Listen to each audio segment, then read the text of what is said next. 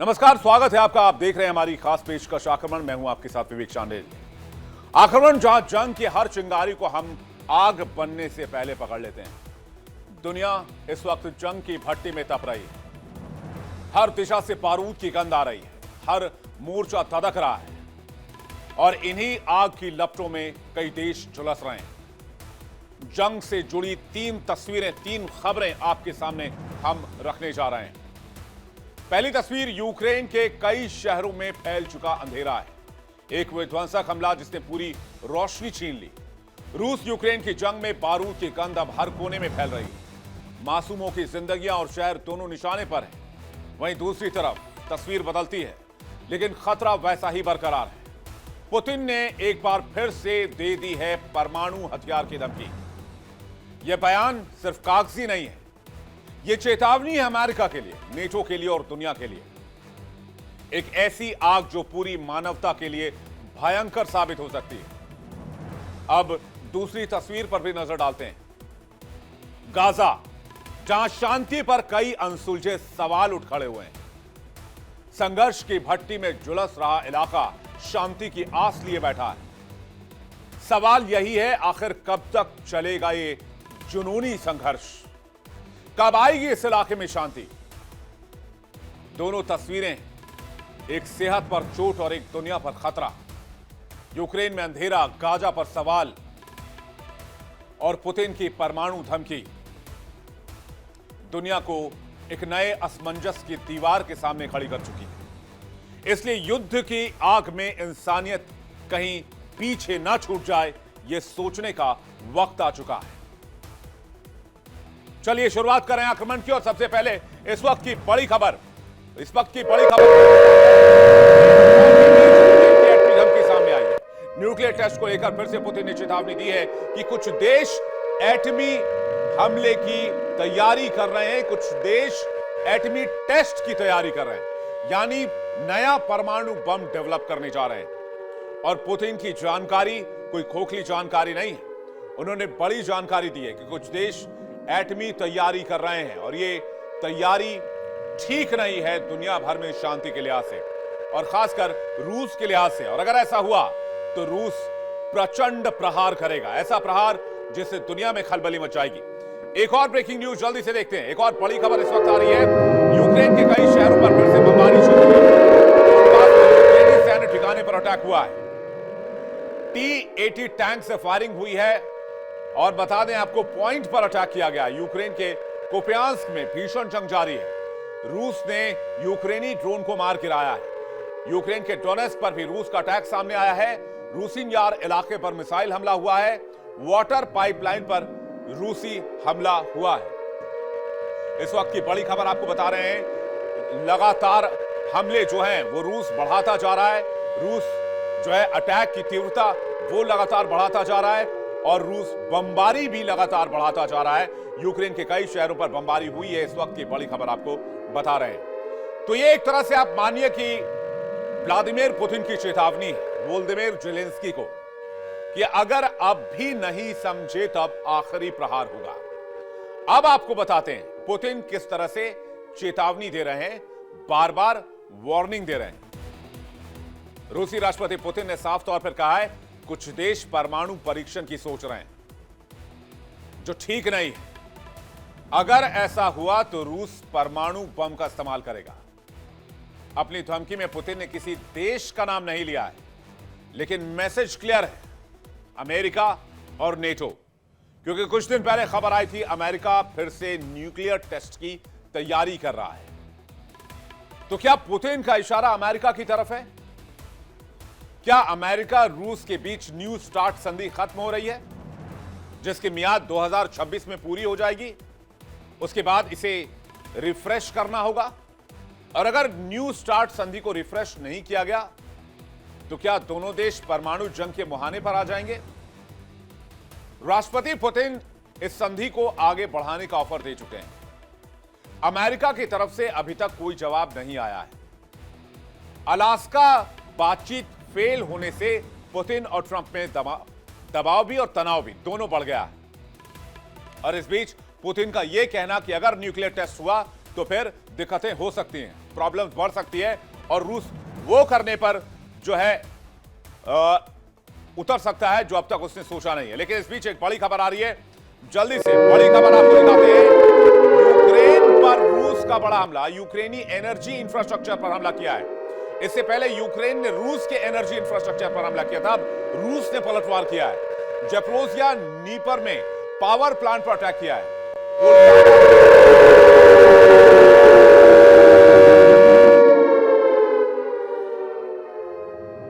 रूस ने यूक्रेन के एनर्जी स्ट्रक्चर्स पर निशाना लगाया है।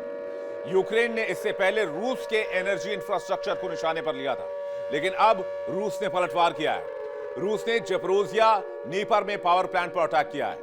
पोल्टावा में भी पावर प्लांट पर हमला किया और यह हमला ड्रोन के जरिए किया गया है, जिसकी तस्वीरें इस वक्त आप देख रहे हैं। ताजा तस्वीर रूस यूक्रेन युद्ध की आपके सामने है। अब आपको बताते हैं पुतिन का विजय प्लान क्या है, पुतिन क्या करना चाह रहे हैं, ये देखते हैं। चलिए, पुतिन का विजय प्लान क्या है, उनकी रणनीति क्या है, ये जरा देखिए आप कि बुनियादी ढांचे पर सबसे बड़ा हमला है अभी तक का। यूक्रेन में एनर्जी इंफ्रास्ट्रक्चर पर अटैक है, कई शहरों के पावर और गैस प्लांट पर अटैक किया गया है। ऑयल डिपो पर भी मिसाइल और ड्रोन स्ट्राइक की गई है, जिसमें Kyiv, Dnieper, Luhansk, Kupiansk, Zaporizhzhia जैसे शहर शामिल हैं जहां पर यह हमला किया गया है। यानी यूक्रेन के अंदर बिल्कुल ब्लैकआउट की तैयारी है। यूक्रेन के अंदर एनर्जी इंफ्रास्ट्रक्चर को खत्म करने की तैयारी है। आधे से ज्यादा गैस प्लांट पर हमले खार्किव में हुए हैं। पोल्टावा में 60% गैस प्लांट नष्ट हो गए हैं और पूरे यूक्रेन की अगर बात करें तो 20% गैस सप्लाई पर असर हुआ है। यानी यूक्रेन में रूसी मिसाइलों का कहर टूटा है। चारों तरफ अंधेरा, हर तरफ हाहाकार, पावर प्लांट तबाह, शहरों में बिजली गुल, लोग ठंड और डर के साए में जीने को मजबूर हैं। लेकिन खतरा रुका नहीं है, क्योंकि अब पुतिन की जुबान से निकली है परमाणु बम की धमकी। तो सवाल यही है, क्या यह जंग अब न्यूक्लियर मोड़ लेने जा रहा है? पुतिन के बयान के बाद दुनिया दहशत में है और युद्ध की ये आग अगर भड़की, अगर परमाणु बम का इस्तेमाल हुआ, एटम बम का इस्तेमाल हुआ, तो यकीन मानिए ये युद्ध मानवता को झुलसा सकती है, पूरे मानवता को जला सकती है।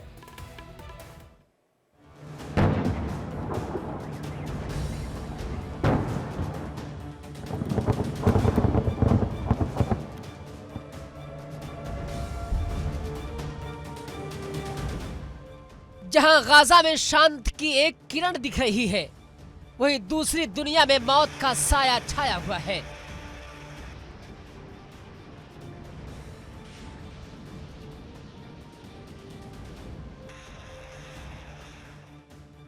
यूक्रेन के आकाश में फिर से बिजली गिर रही है, बम बरस रहे हैं और मासूमों की हसरतें दफन हो रही है।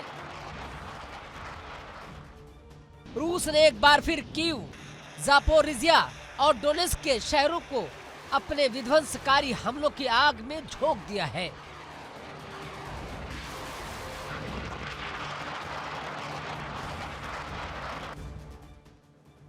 हवाई हमलों में घायलों की संख्या बढ़ रही है।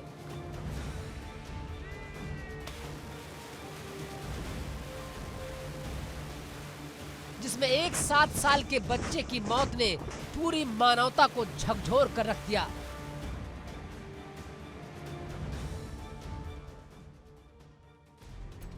सवाल उठता है कि यह खूनी खेल कब रुकेगा और क्या रूस के इस झूठे दावे कभी दम तोड़ेंगे?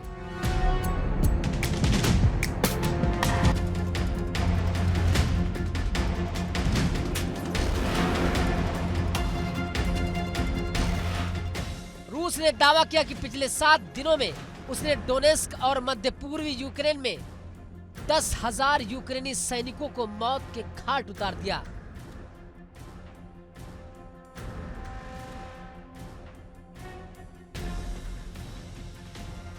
दस 10,000 आंकड़े बड़े लगते हैं, लेकिन इन्हें सच मानना कितना ठीक है? एक तरफ आंकड़ों की बौछार है, दूसरी तरफ निरंतर होती तबाही। पर क्या ये आंकड़ा युद्ध की सच्चाई को दिखाता है?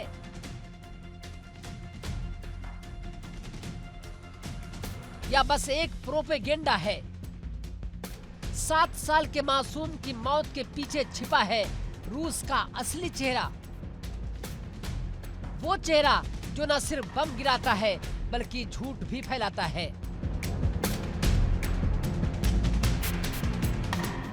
कीव, खार्किव, जापोरिजिया ये 3 शहर हैं जहां रूसी सेना ने अपने विध्वंसकारी अभियान को तेज कर दिया है।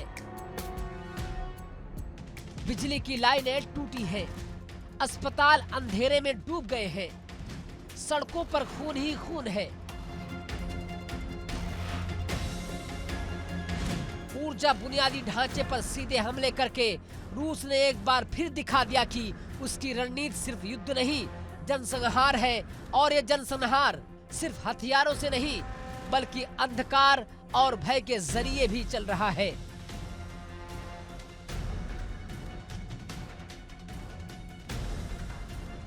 मासूम बच्चे, बूढ़े, महिलाएं, कोई भी इस नरसंहार से बच नहीं पाया।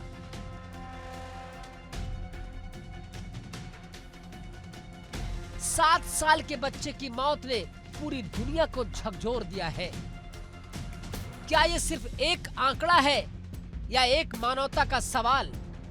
सवाल ये भी है कि इस दर्द को कौन सुनेगा? कौन इन निर्दोष लोगों के लिए आवाज उठाएगा? क्या सिर्फ ताली बजाने वाले हैं या फिर से वास्तव में हत्यारे के खिलाफ खड़े होने वाले हैं? और सबसे बड़ी चिंता रूस के राष्ट्रपति व्लादिमीर पुतिन की नई परमाणु धमकी है।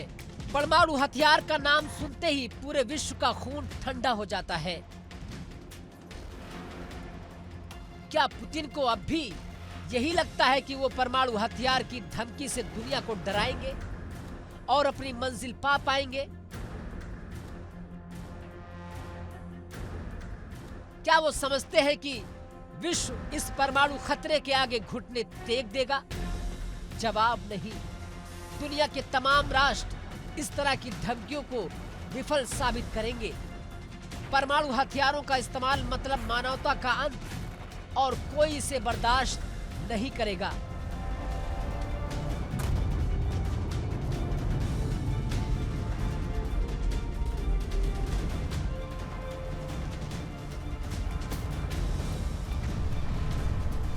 भारत, अमेरिका, यूरोप और अंतर्राष्ट्रीय समुदाय ने इस परमाणु धमकी की कड़ी निंदा की है।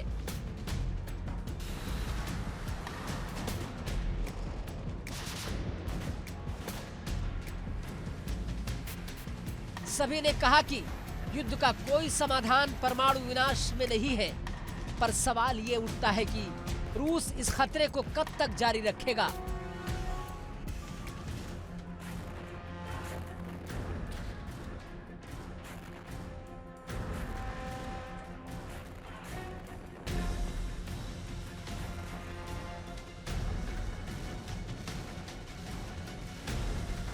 कब तक मासूमों की जिंदगियां उजड़ती रहेंगी और कब तक विश्व चुपचाप इस नरसंहार को देखता रहेगा?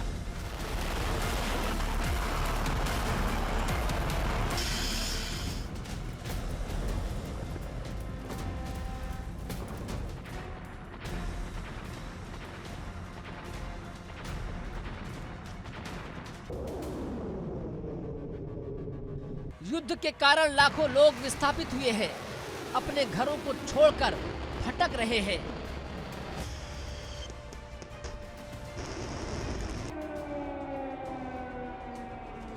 ठंड, भूख और डर के बीच जिंदगी गुजारना मजबूरी बन गई है। ये नहीं सिर्फ एक क्षेत्रीय युद्ध है, यह पूरी मानवता को चुनौती है। इस चुनौती का जवाब तभी मिलेगा जब हम सब मिलकर रूस के इस क्रूर व्यवहार को नकारेंगे।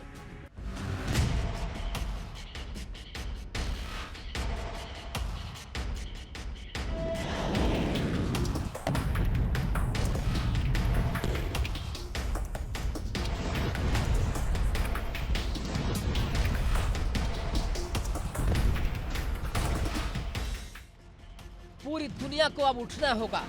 हमें एकजुट होकर कहना होगा कि रूस के इस हरकतों को बर्दाश्त नहीं किया जाएगा।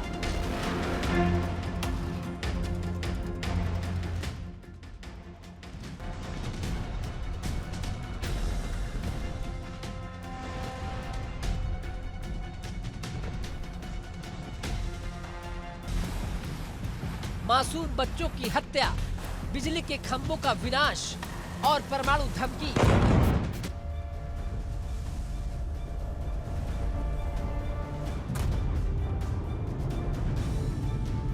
ये सारी चीजें मानवता के खिलाफ अपराध है।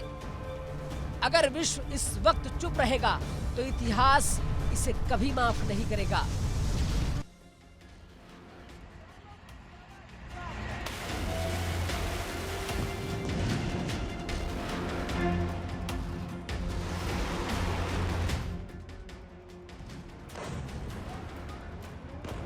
यूक्रेन का संघर्ष सिर्फ उनका संघर्ष नहीं है, ये मानवाधिकार, आजादी और न्याय की लड़ाई है।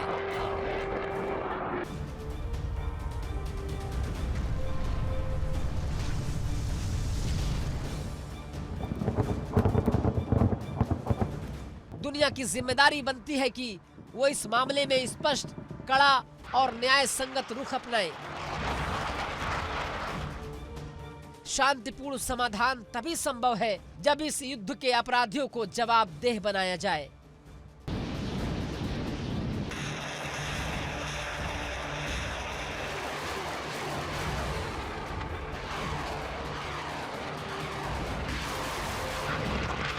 ये वक्त निर्णायक कदम का है। वक्त है युद्ध को युद्ध घोषित किया जाए। वक्त है कि रूस को रोका जाए। वक्त है मासूमों के खून का बदला लिया जाए। और सबसे बड़ी वक्त है कि मानवता की जीत का। ये सिर्फ यूक्रेन की कहानी नहीं है, ये पूरी दुनिया की लड़ाई है। जो लोग खामोश हैं वो इतिहास के पन्नों में नायकों के रूप में नहीं बल्कि अपराधियों के रूप में दर्ज होंगे। युद्ध को बंद करो, बच्चों को बचाओ और मानवता को बचाओ। Bureau report, India daily. और इस बीच एक बड़ी खबर आ रही है यूक्रेन से, वो आपको बताते हैं। बड़ी खबर आ रही है। बड़ी खबर यह है कि यूक्रेन में सत्ता परिवर्तन हो सकता है। जेलेंस्की को चुनौती मिल सकती है। यूक्रेनी मीडिया के हवाले से खबर है कि जल्द ही सत्ता परिवर्तन हो सकती है। सत्ता परिवर्तन की चर्चा चल रही है। जेलेंस्की को पद से हटाने की खबर है और जालूजनी नाम का एक व्यक्ति है जो इस रेस में सबसे आगे है। यूक्रेन में जेलेंस्की का विरोध तेज हो गया है। बता दें आपको कि यूक्रेन में वोलोदिमीर जेलेंस्की इस युद्ध को अभी तक लीड कर रहे हैं, लेकिन यूक्रेन को इससे बहुत नुकसान हो चुका है और साथ ही साथ यूक्रेन के ऊपर बहुत प्रेशर है और बहुत आर्थिक दबाव है। जालूजनी नाम का व्यक्ति आगे आया है जो कह रहा है कि वो इस रेस में सबसे आगे है। और अब आपको बताते हैं कि जेलेंस्की के लिए सत्ता बचाने की चुनौती किस तरह की है। जेलेंस्की ने जल्द चुनाव नहीं कराने के संकेत दिए हैं।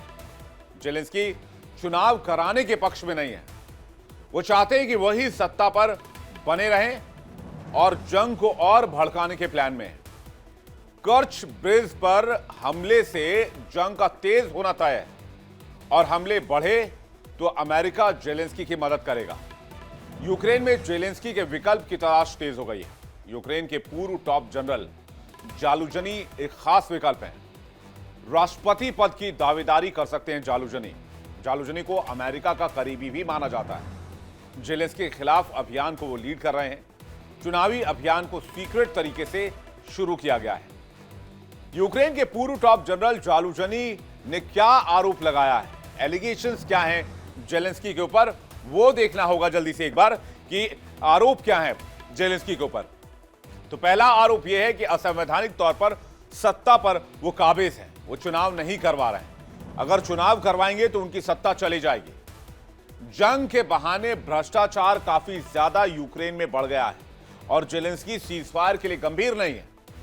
सत्ता हथियाने के लिए वो तिकड़म का इस्तेमाल कर रहे हैं। वो जंग को बनाए रखना चाहते हैं जिससे उनकी कुर्सी बची रहे। जेलेंस्की के लिए सिरदर्द बन चुके ये जालूजनी आखिर कौन है, जालूजनी के बारे में भी आपको जल्दी से बता देते हैं। जालुजनी के बारे में कहा जाता है कि यूक्रेन के पूर्व कमांडर इन चीफ रह चुके हैं। जेलेंस्की ने 2023 में जालुजनी को बर्खास्त कर दिया था। इस समय लंदन में राजदूत हैं वालेरी जालुजनी, लेकिन अब वो यूक्रेन पर दावा कर रहे हैं। यूक्रेन पर वो कब्जा नहीं चाहते हैं जेलेंस्की का, वो चाहते हैं वहां पर लोगों की बात सुनी जाए और यूक्रेन को इस जंग से निकाला जाए। तो ऐसा लग रहा है कि जेलेंस्की की सत्ता खतरे में है। लेकिन एक और बड़ी खबर आ रही है, उसका भी रुख कर लेते हैं। हमास प्रमुख खलील अल हय्या का बड़ा बयान सामने आया है। का भरोसा दिया है, हम अपनी शर्त पर समझौता कर रहे हैं, इजराइल को गाजा खाली करना होगा। यह खबर इजराइल गाजा युद्ध से जुड़ी हुई है। बड़ी ब्रेकिंग न्यूज आपको बता रहे हैं। बड़ी ब्रेकिंग न्यूज यह है कि इजराइल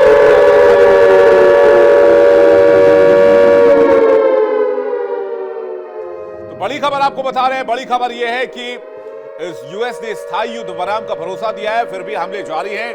और ये जो वीडियो है वो हमास की तरफ से जारी किया गया है। आपको बता दें, हमास प्रमुख खलील अल हय्या का बयान सामने आया है। यूएस ने स्थायी युद्ध विराम का भरोसा दिया है, हम अपनी शर्तों पर समझौता कर रहे हैं और इजराइल को गाजा खाली करना ही होगा। जबकि इजराइल ने साफ कर दिया है कि वो गाजा से अपना कंट्रोल नहीं छोड़ेगा। ऐसे में स्थायी शांति समझौता कैसे होगा, यह बहुत मुश्किल है।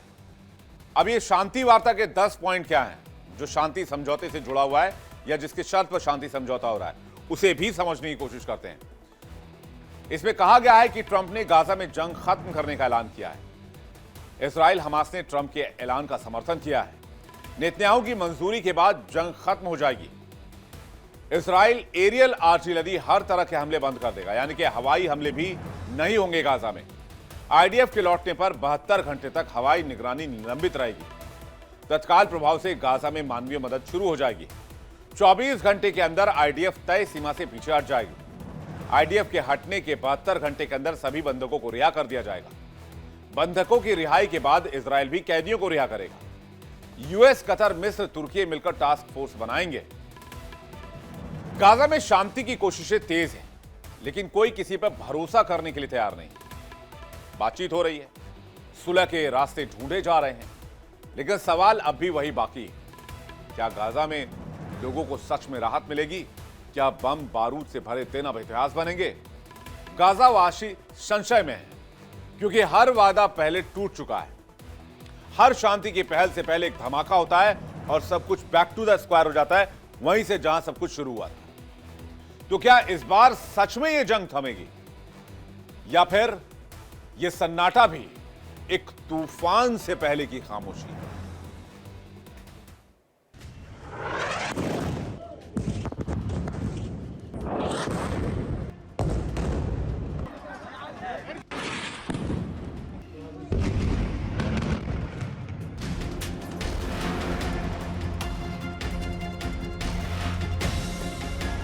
मिस्र की मध्यस्थता में जिस पहले चरण का युद्ध विराम हुआ, उसने राहत जरूर दी, पर सुकून नहीं।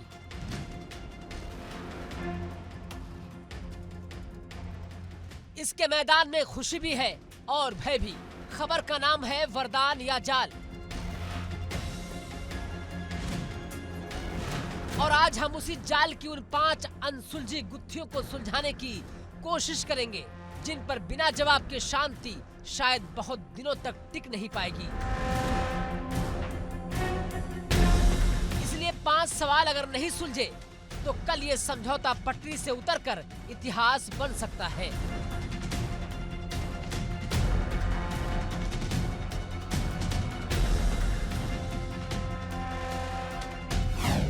पहला सवाल, क्या हमास हथियार छोड़ेगा?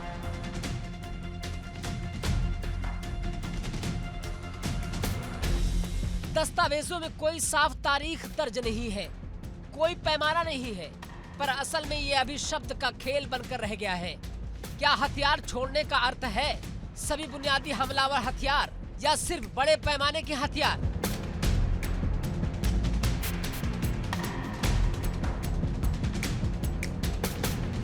क्या ये हथियार हमास के स्थानीय कमांडरों के कब्जे से निकलकर किसी और के पास नहीं जाते?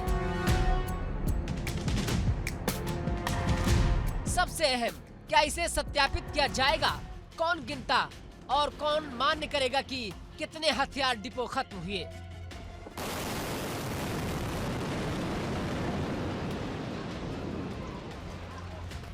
कितनी मिसाइलें नष्ट हुई?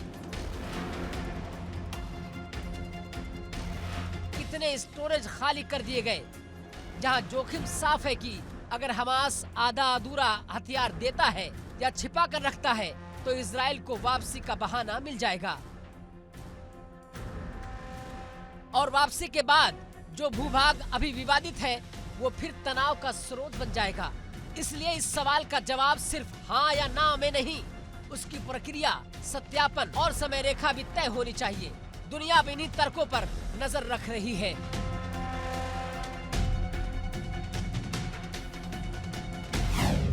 सवाल नंबर 2, गाजा में शासन और प्रशासन कौन करेगा?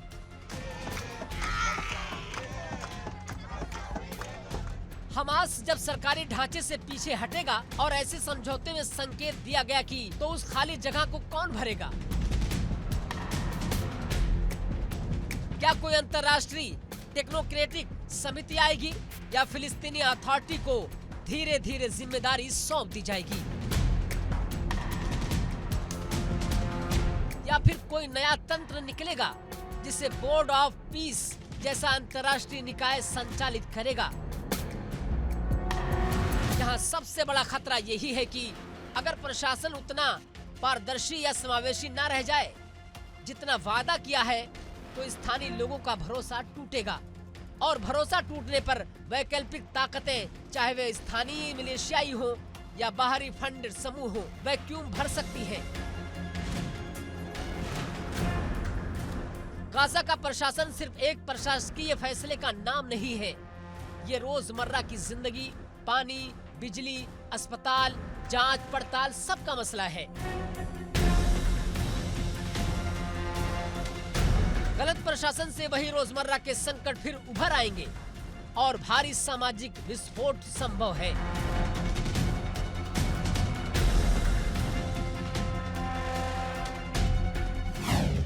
सवाल नंबर 3, इजराइल की सेना कहां तक हटेगी?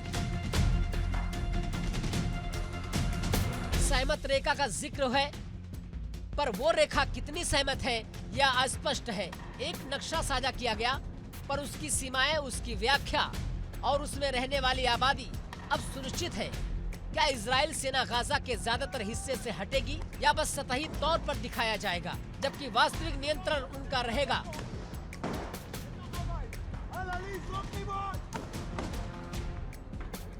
इसी तरह कहां पर अड्डे रहेंगे, किस इलाके में उनकी व्यवस्था कायम रहेगी, ये सारे प्रश्न अभी खड़े हुए हैं। नतीजा क्या होगा अगर इजरायली सैनिक ज्यादा समय तक गाजा के भीतर बने रहते हैं या महत्वपूर्ण क्षेत्रों पर फिर भी कड़ी पकड़ बनाए रखते हैं? तो ये मानवीय राहत पहुंचाने और प्रशासन को सुचारू करने दोनों में बाधा बनेगा।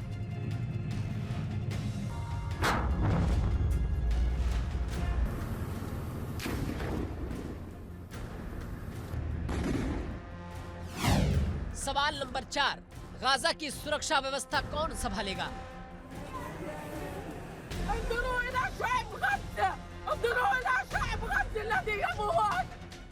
प्रस्ताव में अंतर्राष्ट्रीय स्थिरीकरण बल यानी कि ISF का जिक्र है। अमेरिका, मिस्र, जॉर्डन जैसे नाम सामने आए हैं।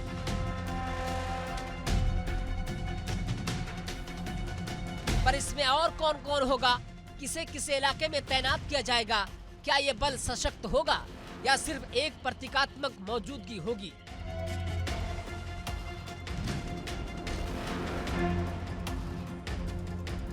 क्या उसे स्थानीय पुलिसिंग का अधिकार होगा या सिर्फ सीमाओं और क्रॉसिंग की निगरानी तक सीमित रखा जाएगा? यहाँ समस्या ये है कि सुरक्षा की परिभाषा पर बहस है। सुरक्षा का मतलब अगर सिर्फ बॉर्डर कंट्रोल है और आंतरिक सुरक्षा स्थानीय एजेंसियों पर छोड़ दी जाए तो समाधान नहीं हो पाएगा। दूसरी ओर अगर अंतर्राष्ट्रीय बल बहुत ज्यादा हस्तक्षेपकारी होगा तो उसे लोकल संवेदनशीलताओं का सामना करना पड़ेगा।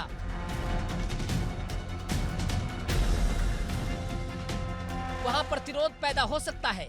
इस नाजुक संतुलन को ठीक से तय किए बिना शांति बनाने का सपना अधूरा रहेगा।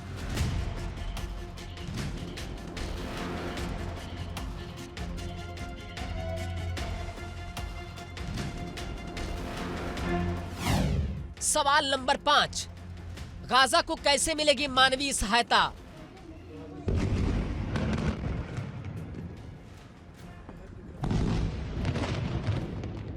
गाजा का बुनियादी ढांचा तबाह हो चुका है। अस्पताल, सड़कें, पानी, बिजली सब संकट में है। वादा हो चुका है रोजाना करीब 600 ट्रक 5 प्रमुख क्रॉसिंग की तुरंत खोलने की बात, पर सवाल वही है कि ये सहायता कैसे बांटी जाएगी? क्या बंटवारे में किसी भी सशस्त्र समूह की इजाजत लेने की शर्त होगी? क्या बंटवारा पारदर्शी और तटस्थ संस्थाओं के माध्यम से होगा? कौन गारंटी देगा कि कंस्ट्रक्शन सामग्री किसी हथियार निर्माण में नहीं लग पाएगी?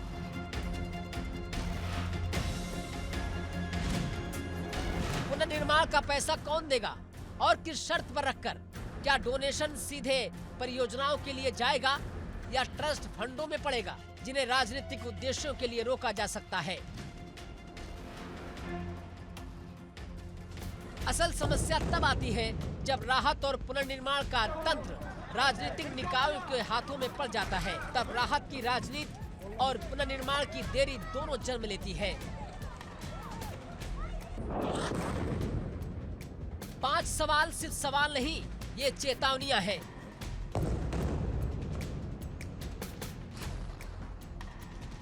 अगर इन पर अब स्पष्टता नहीं आई तो समझौता औपचारिकता से आगे नहीं बढ़ पाएगा। दुनिया में जश्न मनाया गया, पर असली जीत तब होगी जब इन सबूतों की पक्की गारंटी मिल जाए। हथियारों का सत्यापन, प्रशासन का पारदर्शी रूपांतरण, सेना की स्पष्ट वापसी रेखा, सही नियत सुरक्षा तैनाती और बिना शर्त मानवीय मदद पहुंचाना, यही 5 कॉलम गाजा में टिकाऊ शांति के आधार हो सकते हैं।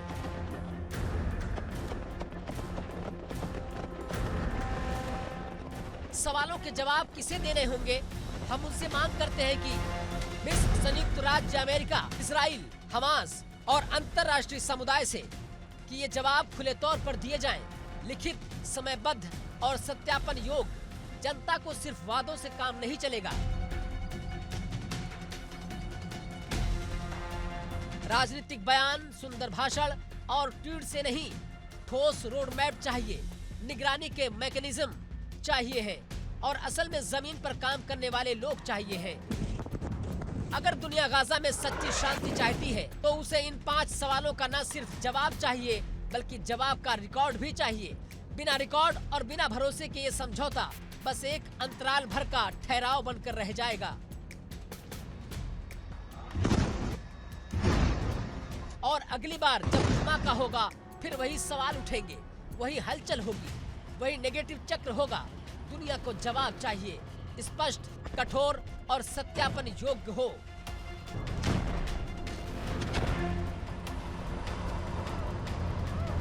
सिर्फ तभी गाजा के लोगों की आंखों में सच्ची राहत लौट सकती है। Bureau report, India daily. लेकिन जंग के इस माहौल में बेंजामिन नेतन्याहू को भी डर लग रहा है। किससे डर लग रहा है? ईरान के मिसाइल से।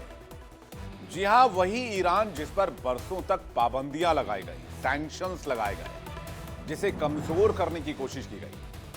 आज उसकी so called ballistic missile ICBM जो कि ईरान बना रहा है बकौल इजराइल, तो इससे नेतन्याहू जी की नींद उड़ी हुई है। नेतन्याहू कहते हैं कि ईरान 8000 किलोमीटर तक मार करने वाली मिसाइलें बना चुका है और अब न्यूयॉर्क से लेकर ट्रंप के मार ए लागो तक हर शहर टारगेट पर है। तो क्या बेंजामिन नेतन्याहू के साथ साथ ट्रंप को भी डरने की जरूरत है? और क्या ये ईरान की ताकत नई है? सवाल यह भी है जिसने दुनिया खतरा कह रही है, जिसे कहीं वो असल में एक नई शक्ति तो नहीं बन गया है।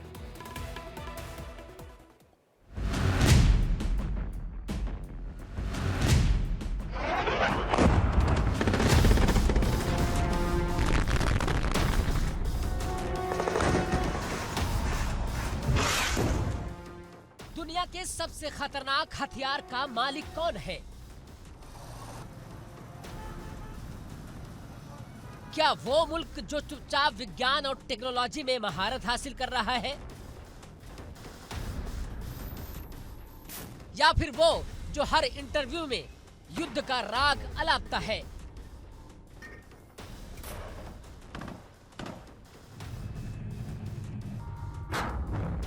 इजराइल के प्रधानमंत्री बेंजामिन नेतन्याहू ने एक बार फिर सनसनी फैला दी।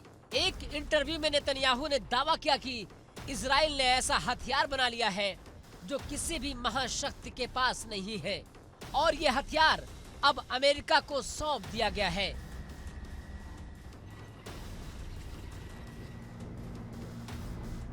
दुनिया की सबसे खतरनाक साजिश, सबसे बड़ा दांवपेच, नेतन्याहू का एक बयान जिसने हिलाकर रख दिया है अंतर्राष्ट्रीय राजनीति को।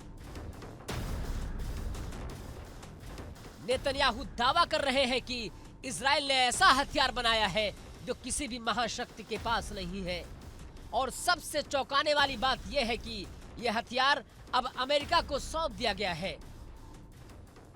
वो आगे कहते हैं कि हमने अमेरिका को वो हथियार दिए हैं जो किसी भी सुपर पावर के पास नहीं है, ऐसे हथियार जो विश्व की ताकतों की सोच से परे हैं।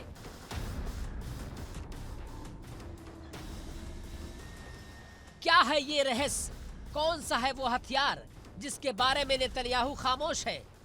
सवाल हवा में तैर रहे हैं, लेकिन इतना साफ है कि इजराइल और अमेरिका की मिलीजुली ताकत अब तेजी से कदम बढ़ा रही है।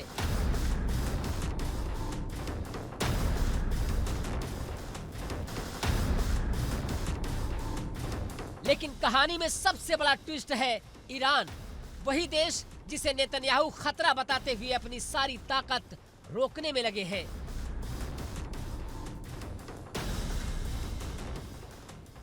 नेतन्याहू खुद कहते हैं कि ईरान परमाणु बैलिस्टिक मिसाइल बना रहा है जो अमेरिका के बड़े शहरों को भी निशाना बना सकती है।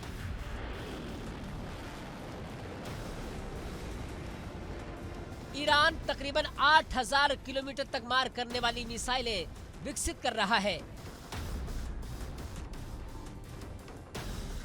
न्यूयॉर्क, वाशिंगटन, बोस्टन, यहां तक कि ट्रंप के मारे लागो पर भी हमला कर सकता है।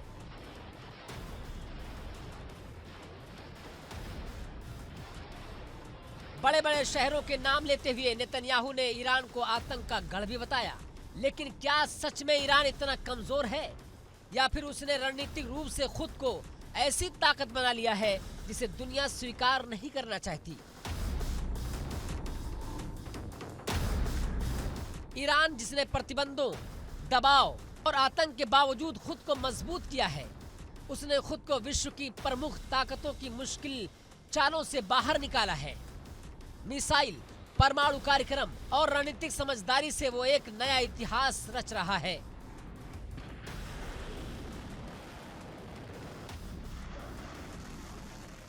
नेतन्याहू के दावों के बावजूद ईरान की ये शक्ति उसकी अखंडता, उसकी हिम्मत और उसकी दूरदर्शिता का प्रमाण है। एक ऐसा देश जो दुनिया को दिखा रहा है कि दबाव से झुकना नहीं है, अब इतिहास बनाना है।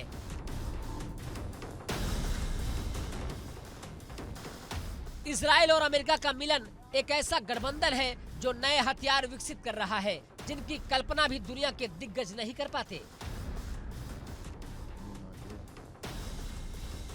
नेतन्याहू कह रहे हैं कि यह हथियार दुनिया के सबसे उम्दा हथियार है, लेकिन सवाल यही है कि क्या इस हथियार बंदी की दौड़ में इंसानियत कहीं पीछे छूट रही है? क्या यह हथियार सिर्फ दुनिया को और खतरनाक बनाएंगे या फिर से ये हथियार सिर्फ अमेरिका इजराइल की सत्ता बनाए रखने का जरिया है?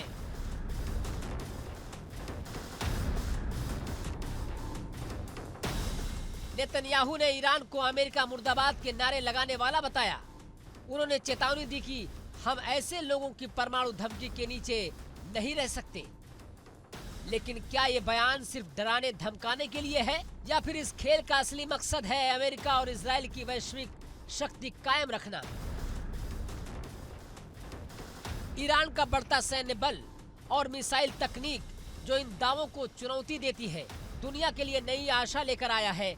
ये दिखाता है कि दबाव, आतंक और धमकियों से किसी को भी रोकना नामुमकिन है।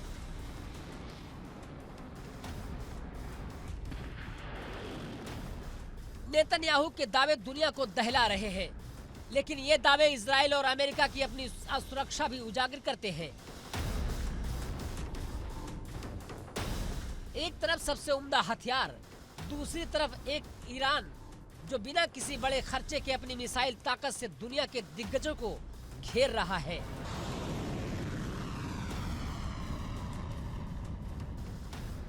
क्या इजराइल और अमेरिका की यह हाइपरसोनिक ताकत अब भी ईरान के खिलाफ टिक पाएगी, या फिर आने वाले वक्त में दुनिया देखेगी ईरान की असली ताकत? नेतन्याहू के शब्दों में जो सच्चाई छिपी है वो सिर्फ धमकी और डराने धमकाने की नहीं, बल्कि एक बड़े खेल का हिस्सा है। लेकिन याद रखें, ईरान की ताकत सिर्फ मिसाइलों में नहीं, बल्कि उसकी रणनीति, उसका जुझारूपन और उसकी आजादी की चाह में है।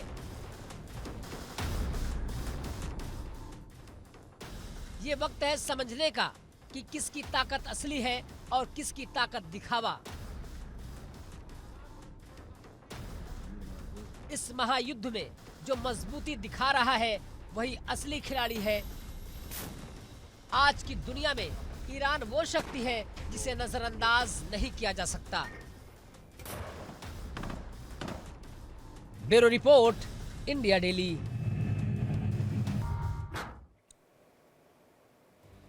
और अब बात करते हैं उस शख्स की जिसने अपने अकेले के दम पर पूरे अमेरिका को हिला रखा है। जी हां, उत्तर कोरिया का तानाशाह किम जोंग उन एक बार फिर से सनक की राह पर है।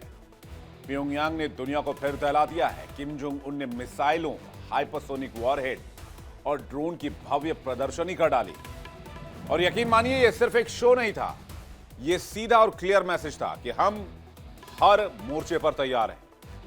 अमेरिका के लिए खुली चेतावनी है और एशिया का संतुलन अब और भी नाजुक हो गया है। बड़ा सवाल यह है कि अब वॉशिंगटन के पास इसका जवाब है या फिर दुनिया में एक और जंग के मोर्चे की खुलने की तैयारी है।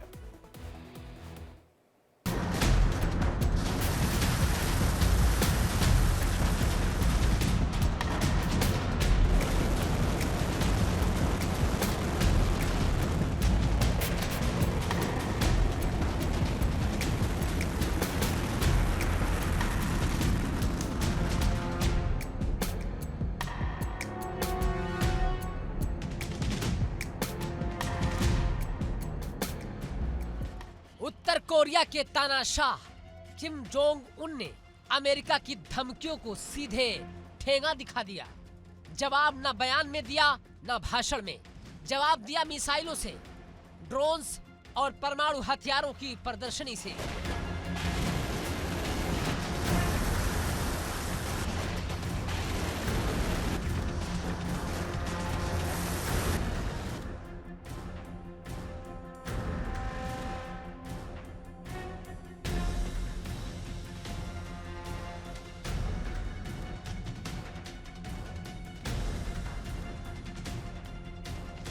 प्योंगयांग में लगी डिफेंस डेवलपमेंट प्रदर्शनी 2025 नाम है प्रदर्शनी, लेकिन असल में ये युद्ध की तैयारी का मंच है, जहां किम ने दुनिया को बता दिया कि हम जंग के लिए तैयार हैं। हथियारों के जखीरे के बीच किम ने कसम खाई कि तकनीक और सैन्य ताकत से अमेरिका को मुंहतोड़ जवाब देंगे। उनकी मंशा साफ है कि दक्षिण कोरिया और अमेरिका अगर जरा भी दुस्साहस करते हैं तो हम उन्हें इतिहास बना देंगे।